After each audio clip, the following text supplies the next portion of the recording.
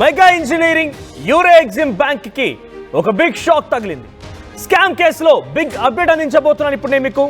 బొంబాయి హైకోర్టును ఆశ్రయించారు ఆర్టీవీ అధినేత senior journalist Raviprakash. Mega scam పైన రవిప్రకాష్ వేసిన పిటిషన్ ని విచారణకు స్వీకరించింది బొంబాయి హైకోర్టు. మెగా స్కామ్ పై వచ్చే వారం ఈ విచారణ జరగబోతోంది. రవిప్రకాష్ తరపున వాదనలు వినిపించబోతున్నారు సీనియర్ అడ్వకేట్ ప్రశాంత్ భూషణ్. ముంబైలోని బోరీవాలి తానేల మధ్య ఉన్నటువంటి 16,000 కోట్ల విలువైనటువంటి అండర్ గ్రౌండ్ టన్నెల్ కాంట్రాక్ట్ ని దక్కించుకునేందుకు MMRDAకి ఫేక్ బ్యాంక్ గ్యారెంటీలు సమర్పించింది మెగా సంస్థ. అయితే మెగా స్కామ్ కు కేసులో CBI లేదా సిట్ విచారణ ఆదేశించాలని తన పిటిషన్లో పేర్కొన్నారు ఆర్టీవీ అధినేత రవిప్రకాష్.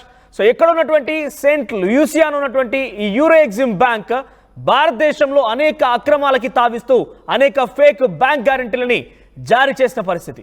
ఆ ఫేక్ గ్యారెంటీలకు సంబంధించి ఒక బిగ్గెస్ట్ ఎక్స్ప్లోజివ్ బ్రేకింగ్ ని మీరు గతంలో ఆర్టీవీ చూశారు. ఆర్టీవీ మీకు అనేక విషయాలని యూరో ఎగ్జిమ్ బ్యాంక్ సంబంధించి అనేక ఫ్రాడ్స్ ని ఆ కంపెనీలు ఏ కంపెనీ లాభం చేకూర్చాయి, ఏ కంపెనీలకి లాభం జరిగింది, ఏ కాంట్రాక్ట్ ని ఆ కంపెనీలు దక్కించుకున్న విషయం పైన చాలా క్లుప్తంగా ఇన్ డీటెయిల్డ్ గా ఆర్టీవీ అధినేత సీనియర్ జర్నలిస్ట్ రవిప్రకాష్ మీకు అందరికీ ఇప్పటికే ఆ బిగ్ ఎక్స్ప్లోజివ్ మీకు చూపించారు. అయితే తాజాగా మరొక కాంట్రాక్ట్ ని కూడా దక్కించుకునేందుకు మెగా సంస్థ ప్రయత్నం చేయబోతుంటే దాన్ని ప్రజల ముందు ఉంచే ప్రయత్నం మరోసారి ఆర్టీవీ చేస్తోంది. 16,000 కోట్ల విలువ చేసేటువంటి ఒక టన్నెల్ నిర్మాణానికి సంబంధించిన కాంట్రాక్ట్ ని చేజిక్కించుకోబోతున్నటువంటి మెగా సంస్థ సంబంధించి అవినీతి అక్రమాలని మరోసారి లీగల్ గా ఎదుర్కోబోతోంది.